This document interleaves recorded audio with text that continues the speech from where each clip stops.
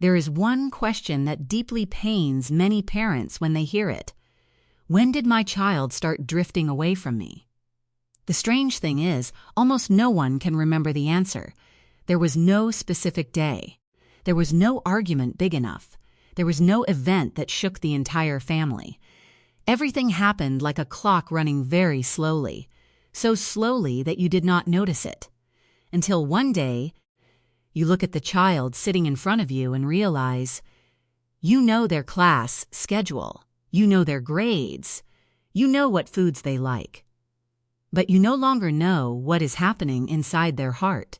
And that is the most frightening distance of all. Not a geographical distance, but a distance between inner worlds. The story begins with a birthday cake. A mother once told me about her daughter's 16th birthday. She prepared everything carefully. The cake, the gifts, the dinner. All her daughter's favorite foods. Everything was perfect. But when the party ended, she felt something very strange. Her daughter smiled, said thank you, hugged her mother, took photos. Nothing was wrong. But everything felt like a ritual being completed, not like genuine joy. That night, she accidentally saw a status update her daughter had posted to her close friends group. I wish someone would ask how I'm really feeling. The mother burst into tears. Because she realized, for many years she had always tried to do so much for her daughter. But she had very rarely stopped to step into her daughter's emotional world. That is a mistake many parents make. We take care of our children's lives, but sometimes we neglect their inner experiences. Mistake number 1. Confusing responsibility with connection. Many people believe, I've sacrificed so much. I've done everything for my child. I've never neglected my child. All of that may be true. But in developmental psychology, there is an important truth. Children do not only need to be cared for. They need to feel understood. Those are two different things. A child may be driven to and from school every day, given good food, sent to a good school, fully cared for, and still feel lonely. Why? Because physical presence is not the same as emotional presence. There are families who are together every day, but never truly meet one another. They exchange information, not their souls. Have you finished your homework? How was your test score? What time do you have class tomorrow? That is managing life, not connecting. The solution is very simple, but difficult to practice. Every day, spend at least a few minutes talking without the goal of fixing, judging, or teaching. Just to understand, just to listen, just to be present. Mistake number 2. Turning every conversation into a lesson. Many parents have good intentions, but their minds are always operating in coach mode. Your child tells a story. You draw a lesson from it. Your child shares a struggle. You offer a solution. Your child talks about disappointment. You teach a skill. It sounds reasonable, but there is an interesting finding in behavioral science. People often need empathy before they need guidance, especially children. If every time they open up, it leads to a 10-minute lecture, the brain begins to register. Sharing takes a lot of energy, and gradually the child learns to keep everything inside. Not because they hate their parents, but because they want to conserve emotional energy. The next time your child tells you something, try a different response. That sounds really difficult. How did you get through that? I'd like to understand more. Those 3 simple sentences can sometimes be more powerful than an hour of advice. Mistake number 3. Focusing too much on achievement. There is a very common psychological phenomenon. When children feel that their value is tied to results, high grades, awards, success, achievements. At first, this may seem motivating, but over time, it creates an invisible fear. What if I fail? What if I'm not good anymore? What if I disappoint my parents? When that fear becomes large enough, the child begins to hide the imperfect parts of themselves. And that is when authenticity disappears. One boy once said, "I'm not afraid of getting a bad grade. I'm afraid of seeing disappointment in my dad's eyes." That sentence leaves many people silent. Because sometimes what children fear is not punishment, but the feeling of losing love. Let your child know this.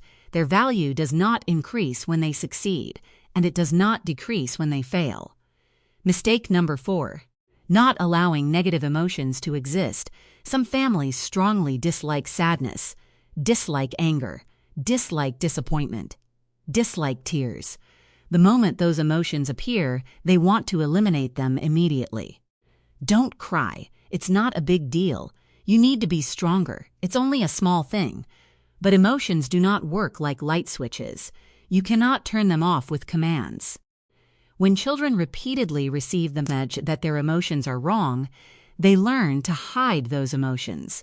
And the dangerous part is this: buried emotions do not disappear. They simply move elsewhere.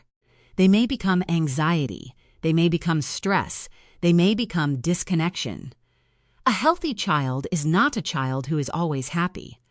It is a child who is allowed to experience the full range of their emotions. Mistake number 5. Forgetting that your child is growing into a separate human being. When children are young, parents are their entire world. But then a stage arrives. They begin building a world of their own interests, their own opinions, their own friends, their own dreams.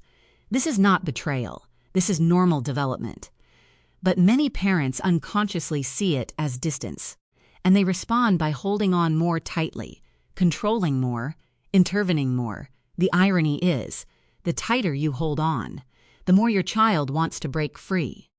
Because the need for independence is a natural part of growing up. Psychologist Edward Desai pointed out that human beings have 3 core psychological needs: connection, competence, and autonomy.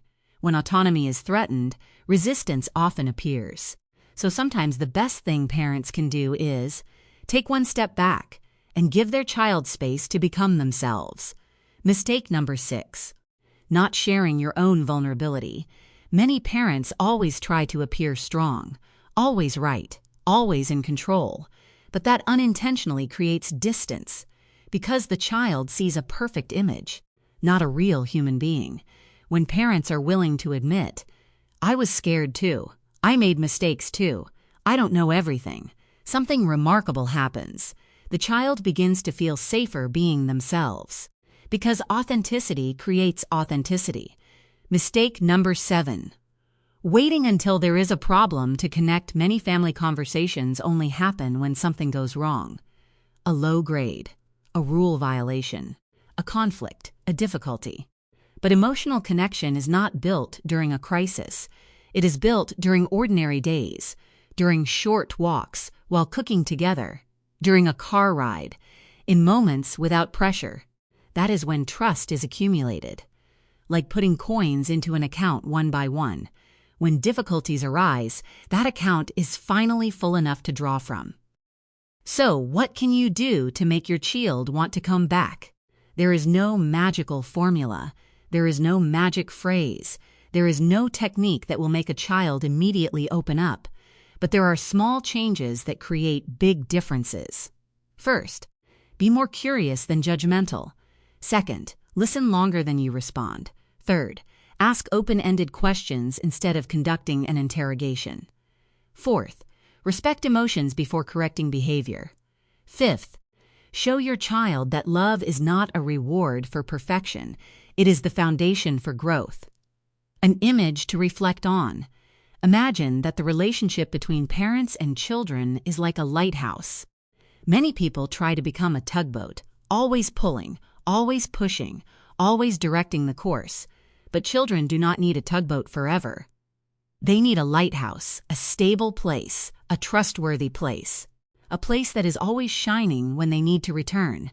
A lighthouse does not chase the ship, does not control the ship, does not force the ship. It simply remains there, steady, warm, patient. And because of that, when the sea becomes rough, the ship knows where to return. If today you feel that there is already a distance between you and your child, please do not lose hope. Because most distances in families do not appear because of a lack of love. They appear because love is being expressed in ways that are no longer suitable. The good news is, what is created through thousands of small moments can also be healed through thousands of small moments. One sincere question, one moment of complete listening, one unconditional hug, one timely apology, one genuine presence. You may not see results tomorrow. Your child may still speak very little. Your child may still keep their distance. But do not measure change by what you hear. Measure it by the sense of safety you are building. Because deep inside every child, no matter how old they are, there is always a very simple desire to be seen, to be understood, to be loved without having to prove anything. And sometimes, the most important moment in a family is not when parents successfully teach their child something, but when the child realizes, at last, I have a place where I no longer need to pretend.